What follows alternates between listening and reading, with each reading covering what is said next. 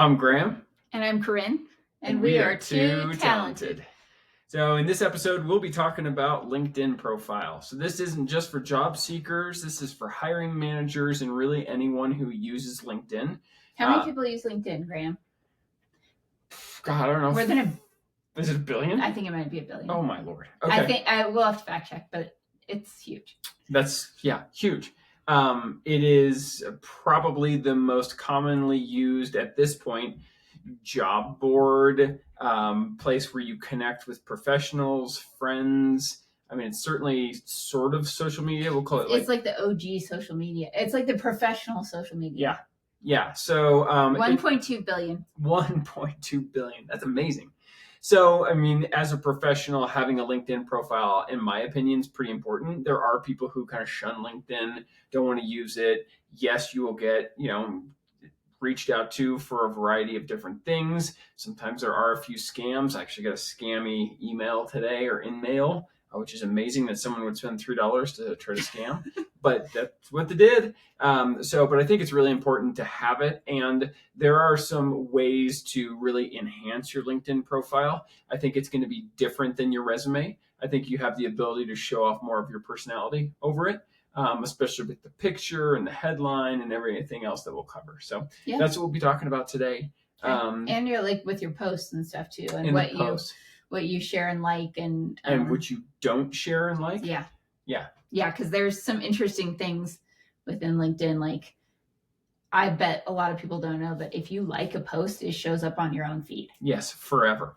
Yeah. Unless you unlike it. Yeah. So that's something that, like, imagine if you were on Instagram and every single thing that you liked showed up on your feed. People would probably be a little more selective about what they were liking. Yes, so I very much agree with that. Yeah. So, Corinne, life update, work update, all those things. Where do I start? To our 4 people who listen to this podcast. Just kidding. So I'll just talk about running because that's kind of one of the main areas that I want to talk about right now. And that would be that I'm training for the Ouray 50, which is a 50-mile race that is advertised to run more like a 100-mile race because it has 25,000 feet of climbing, although you only got 21,000 feet. Regardless, there's 20,000+ feet of climbing in 50 miles. Just to put that in perspective, UTMB is happening this week. It's 110 miles. It only has 30,000 feet of climbing. So it's very steep. And you're going to pace me for the second half. Second half. I'm going to return the favor from when you paced me in 2021 and help me win the race. Yeah. So hopefully I can do the same thing. And my goal is to also try to maybe better the women's course record there, which is 15 hours and 20 minutes. Yeah, absolutely. So it's going to be exciting, and we get to go down to Ouray and hang out in a couple weeks. Yeah, for sure. How about you? So I've got Javelina coming from a running perspective. Actually, I've got Rock Hawk this weekend, which is in our neighborhood. It's like a 25K. And I've got Bear Chase, which is a 50K, and then all leading to Javelina 100 at the end of October. So I'm excited to get back to Javelina, get a finish out there for 100 miles. And then from a work perspective, work has actually been going pretty well. I've found a couple of candidates for a really hard role that I'm working on, that I'm going to introduce to the hiring manager. I introduced another manager to some ERP, kind of a niche ERP consultant, a couple of those people. So I'm starting to get some traction and movement. And I have sent agreements and got signed agreements for 5 different companies. So I really feel like, hey, this might have some legs. I got to actually close a deal here so I can make some actual money. It's going well. I'm pretty excited about it. 2 months in. Awesome. Yeah. So we're jumping into the kind of, let's call it meat and potatoes, although that sounds pretty weird. We're talking about LinkedIn. So we're going to start with a couple different topics on LinkedIn. We're not going to go deep onto content. The content of your LinkedIn profile, especially job to job, is pretty individual. So we're not going to cover that, but we're going to cover everything kind of around that. We do have a dog apparently in the camera, so you can see it. Yes. So the first thing I want to talk about is ways to optimize your LinkedIn profile. And the first one, because it's the most visible thing out there, is your profile picture. So I think from a profile picture standpoint, I see a lot of different ways people do it. A couple things that I would not suggest that I do see: don't wear sunglasses, don't wear a hat, don't wear anything that's going to cover, what you actually look like. You may think it looks cool, but I don't think it does, and it's not particularly professional. What do you think? I agree. Yeah. Can I tell a story? Yeah. When I was recruiting for an entry-level sales program a couple of jobs ago,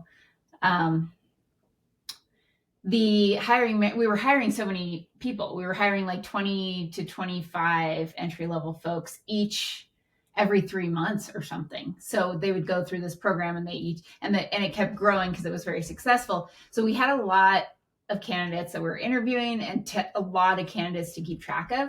So the hiring managers were like, we want to put pictures of everybody, up on the whiteboard so that we can reference back and like have some memory of like just be able to keep track of who we've talked to with a visual cue as well.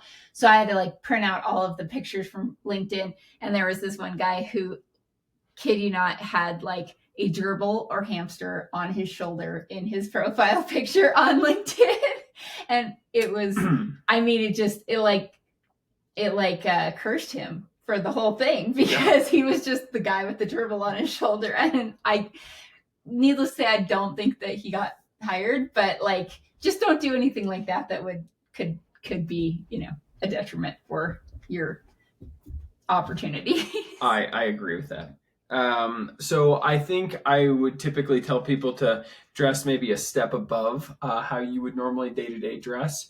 I think in mine, I'm wearing like a suit with no tie. Mm-hmm. I so rarely wear a suit these days, but I think it's professional, and I think it's kind of puts the right light on what I'm trying to share, is that I am a professional in this. Mm-hmm. So I think that's important. So one notch higher in terms of what you're wearing.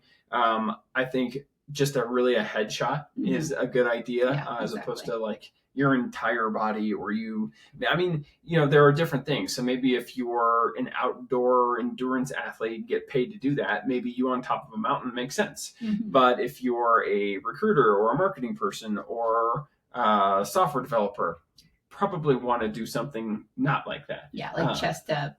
Yeah, yeah, exactly.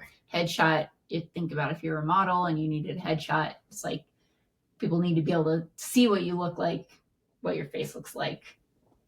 That's the goal. Most definitely. So anything else on pictures you want to share with people? No, I don't know. Do you have any thoughts or opinions on if they're like in an artistic or a creative role of it being like a, them turned into a caricature or something like that? Do you feel like that's okay, or would you rather just see what the person actually looks like?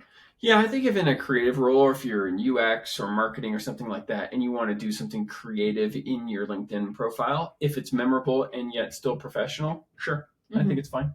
Yeah. Also, I think you can use the banner. So like there is the headshot, the round circle, but then the banner behind you could be something that speaks more to like your creative, a photo you took if you're a photographer, or like some landscape or something that ties into kind of your role or like your passion or whatever. I agree with that for sure. Okay. Cool. Next one is headline, which is I think the second most important part of your profile. So many people just put their job title in there. And I think that's a missed opportunity, especially if you're job seeking, especially if you're trying to get a lot of people to view you. If it's a recruiter or hiring manager, they're probably going to move really quick through your profile, and you want that banner to stand out. So it's really prime real estate, but think of it more like a headline in a newspaper, something that's going to grab someone's attention. I'm hesitant to use emojis in it. I think that looks a little silly, although, like ChatGPT, if you ask it to develop your banner, a lot of times it will add emojis. I've seen some people who really want to pull attention to their profile use emojis. It's not the most professional thing I've ever seen. Could you make a case for it? Sure. But I wouldn't use them in mine. Yeah. So this is your headline. It's a box. that will hold up to, it says 220 characters. So you can put a decent amount in there. Yeah, it's like a full sentence. So I'll read what's in mine right now, just to give people an idea, and maybe you can pull up what's in yours. Yeah. So mine says founder Women Can movement. Then I have like a line, like, I don't know, like a straight up line. That's, what is that called? It's not a colon, but it's just a separator. It's a separator line. And it says high performance team athlete manager at the feed, owner Stride Staffing, coach shalvairunning.com, ultra runner, commentator, board member at ATRA, and podcast host. So I kind of like, these are all the hats I wear. These are all my areas of expertise, like right at the top. I like it. Okay. Mine is head of sales and recruiting at Stride Staffing, tech and finance talent, because that is exactly what I want to be going after. 18 years in staffing, certified woman owned, where experience meets execution. So it's kind of all encompassing of the business that I'm in. Yeah, and you have like a little bit of like a sizzle line in there because you don't wear quite as many hats as me, so you have a little more room. So you have kind of like your tagline or mantra or something that alludes to kind of how you like to do business. Yes, absolutely. So that's, I think, some best practices for the headline. A few other pieces that you can put in here: skills, value that you're going to bring, what you specialize in. So an example would be, another example, instead of using just like software engineer, building scalable cloud solutions, AWS certified, helping startups grow. Mm-hmm. So really kind of telling a little bit of the high level story of who you are and what you want to be doing, I think is important. Yeah. Yeah, I would say like you can make it more prose, more like you're a story of who you are if you want to, instead of just kind of like bullets or titles, just depending on kind of where you're focused on. So totally agree with that. But I think the most important thing is do something with it. Yeah. You can also ask ChatGPT to help you with this. I asked it to help me with mine. I certainly didn't take word for word what they put out, but it did give me some pretty good ideas of what I ended up going with. So it wanted to add emojis to mine, and I did not want to add emojis. So, I think there's places for ChatGPT. I think ChatGPT can help you kind of think it through, though, and kind of give you maybe like more of a question that you want to answer as opposed to the actual solution. Nice. And then the last one, you can showcase industry credibility, achievements, or certifications.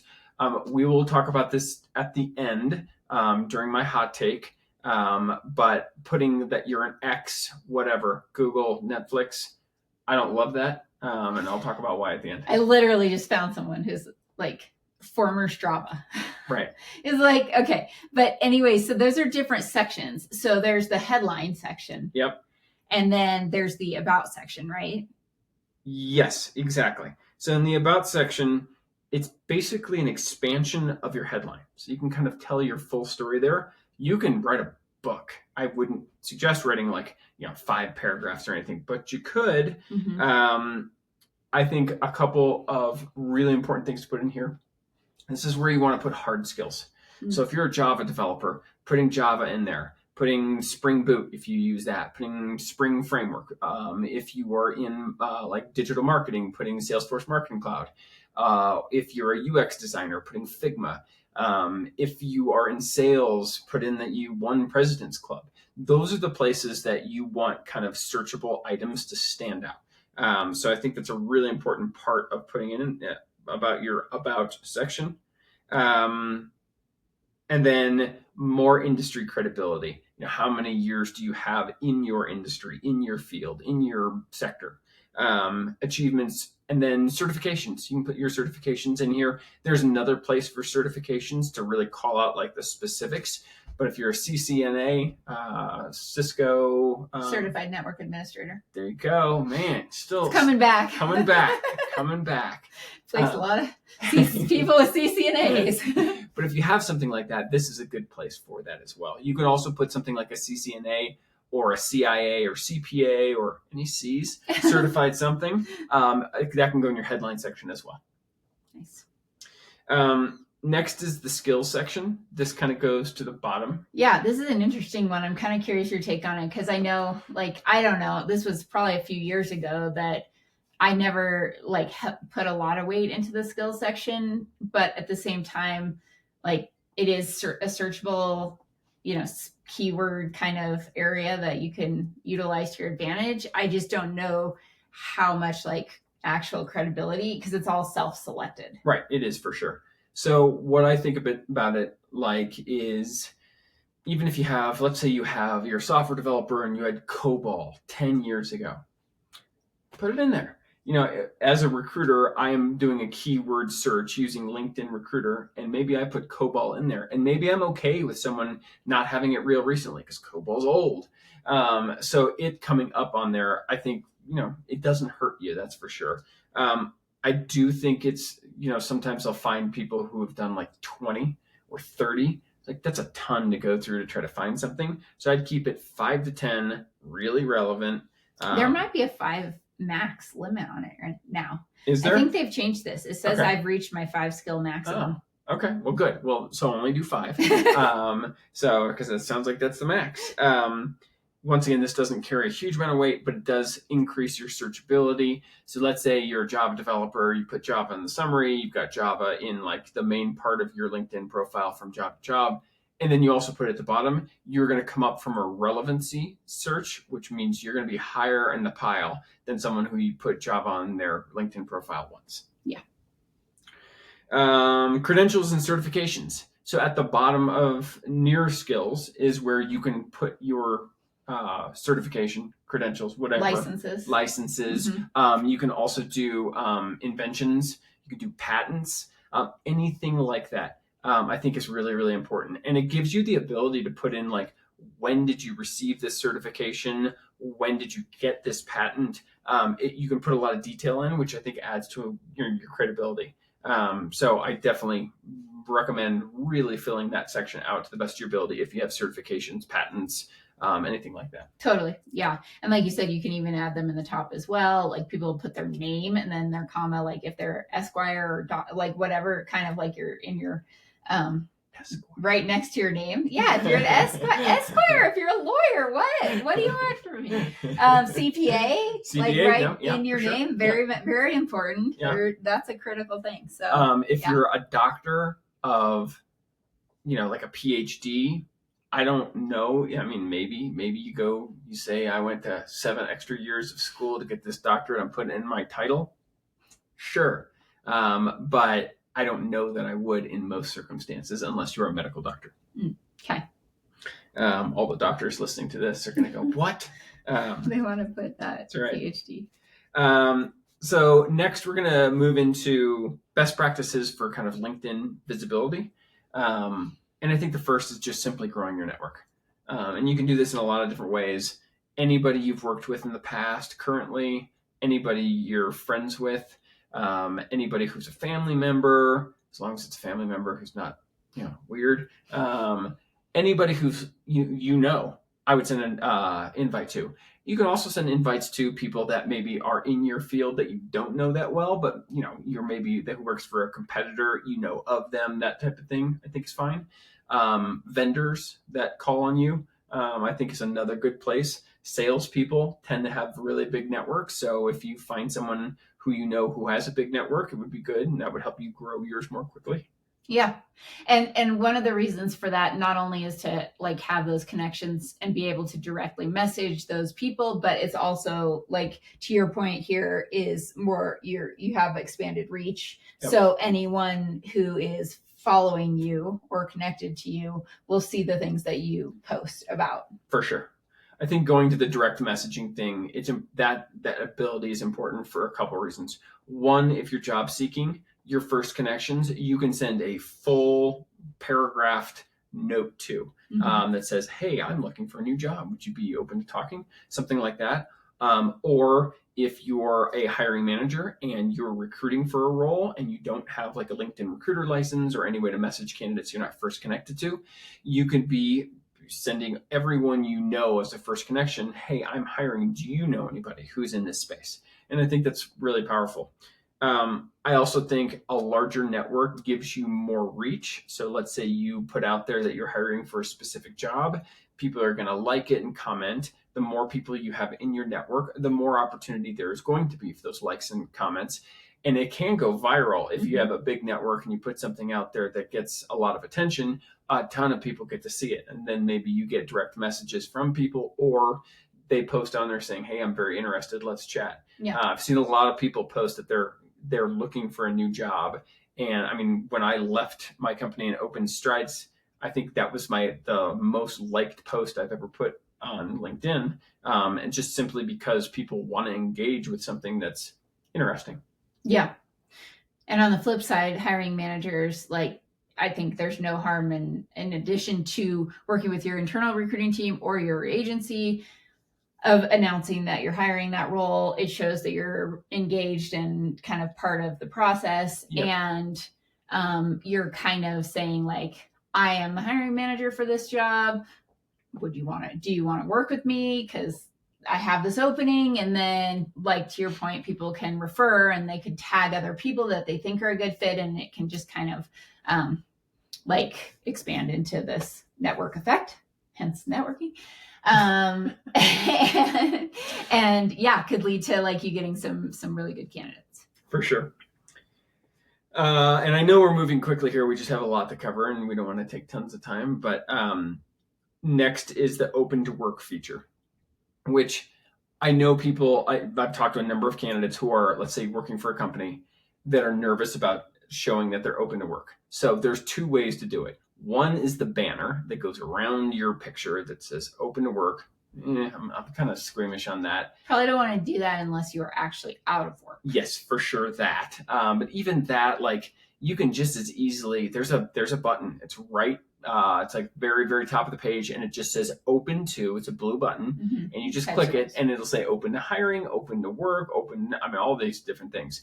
So when you put open to work on your profile, even if you are working for a company you don't want them to know, LinkedIn has a feature, and I believe them when they say this, that if you're working for that company, you cannot see if other people are open to work at that company. So, and I believe it. I see a number of people who are, gainfully employed who have open to work on their profile. Why is it important? Well, it shows that, you're more willing to have a conversation with someone about a job. One. Two, and this is really important. So right now, a lot of big companies will have millions and millions of in-mails that they pay for that they can use. Well, they're like $3. So I only pay for 100 a month. So I'm pretty choosy with who I in-mail because I don't want to waste it. So a lot of times I will switch to only seeing candidates in the search that I've created that have toggled the open to work. So if you are at least even sort of curious about what the market's like, or you want to hear from people about jobs, you should toggle it, because if you don't, a lot of recruiters are using that so they don't burn up a bunch of their in-mails, just in-mailing anyone who's a fit in their search. Yeah. So in essence, you are allowing more people to contact you for free if you have that turned on. Correct. And you can also mark that you only want recruiters to be able to see that you're open to work. I mean, when you're like stating that you're open to work or not, there's like options within there that have varying levels of privacy. So Just look through that and choose the one that's the most appropriate for you. But I think that's a really good point. Adding that you are open to work, right, is a way for you to receive free messages. Yes, and absolutely. That's gonna obviously allow you to be open to getting more, potentially more opportunities. Yep. And the last thing on this particular topic is engaging with content. I think if you like something, comment on something that's important to you, keep it once again in your kind of field of industry. You don't have to. I mean, there could be something that pops up on there that's interesting that you want to like. And that's totally fine. But I think when you like something, when you comment, it makes you more visible to a broader audience. So if you're trying to be more visible within LinkedIn, liking or commenting on something like, let's say, for example, someone lands a new job with a company you're pretty interested in, but you know them, you can like and comment on it. Or could be something where, let's say you're in the software development field, you see like an AI feature that kind of talks about something pretty interesting or revolutionary within AI that helps software development. Something like that shows that you're kind of on the cutting edge of what's coming. Those are great things to like and comment on. Cool. Love it. Next is what not to do. And we could spend some time on here, but we're going to keep it pretty brief because I think, use your best judgment, logical. What not to like or comment on. Or post. Anything political. And I'm talking about either side, down the middle, any commentary that's viewed as political. We're in a polarized... unless you're a lobbyist. For sure. Or you work for the Democratic Party or the Republican Party. Any of those things. Obviously, that's totally fine. It's part of your job. But if you don't, and your livelihood is not tied to that, don't weigh in on stuff. It attaches itself to your LinkedIn profile, and it's hard to get rid of.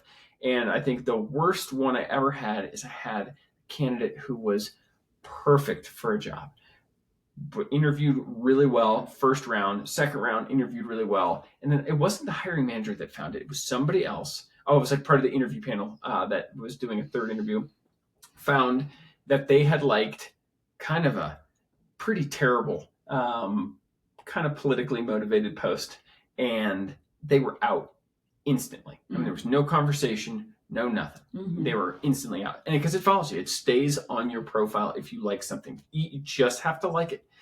So don't like things that are at all going to be looked at by someone as offensive. Also, just a side note on that, also assume that whoever is researching your background is likely going to Google you and look at all of your social media as well. Absolutely. So probably pay attention to, how that appears as also. Yes, for sure. And I think, it used to be where people would tell new career people, early career people, hey, showing what you did on spring break, probably not a great idea in your social media. Yes, I agree with that. But I think at this point, most people get that, and you can take it down or privatize your Instagram or whatever you're going to do. In this day and age, a lot of people will go on, Facebook and Instagram and really flame people, get trolly about stuff. Man, all that stuff can be visible. So just be really cautious as you're job seeking doing that. And, frankly, as a hiring manager, you need to be mindful of this as well. If you are trying to hire the best people and you've got a trail of not so great posts that you liked, you may turn off potential candidates. Yeah. So we kind of referenced it earlier, but, and this is a bit of a hot take. So if anybody disagrees with me, please challenge me. Love it. But putting your ex company in your headline or talking about it, I don't think is a great idea. I understand why people do it. They want to show off, hey, I used to work for Amazon. Hey, I used to work for Netflix. It's a company that a lot of people want to get into. Tesla is another one that I see pretty commonly. Google, Apple, any of those. So, but what it does do is says, hey, I was good enough to get in this company, but I wasn't good enough to stay. So that's or I only worked for this company so that then I could put them in my profile afterwards, and I left as soon as I could or wanted to. And I have seen people get obnoxious with it, who are like ex-Apple, ex-Google, ex-Netflix, I mean, they put like 6 companies on there. I'm like, oh, job I think they're just proud of getting through the 18-stage interview processes. As they should be, really, really. But really, from my perspective, it adds zero value for me. I think we are getting to a point where it is becoming a bit more of a skills-based world, less about education, more about where you worked, and more about what you can bring to the table for this next company, regardless who that company is. So I don't think it's all that relevant. And it looks a little bit like either bragging or, once again, I was good enough to get in, but I wasn't good enough to stay. Yeah. Or like pretentiousness, like it's really like the title is the name, the whatever recognition is really, really important to me. And, that might be a total turnoff for some companies. It's like, would be for me. All you care about is this. And obviously it's going to be in your experience further down. So people are going to see it. Yeah. Well, and if I'm searching, if I need to hire somebody from the Magnificent 7 companies, I'm just going to put those companies in there. It doesn't matter if it's in your headline. What are the Magnificent 7?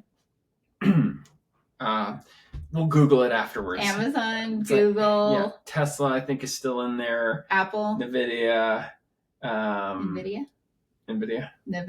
I'm not sure. NVIDIA? Please correct us in the comments. I know the top 5 hyperscalers, but not the Magnificent Seven. Yeah, okay. For sure. So I think instead of this, focusing on what we talked about in the headline before, putting skills, impact, ways you can help a company, industry focus, things like that are more relevant to that section. So. Meta, Google, Amazon, Apple, Microsoft, NVIDIA, and Tesla. Perfect.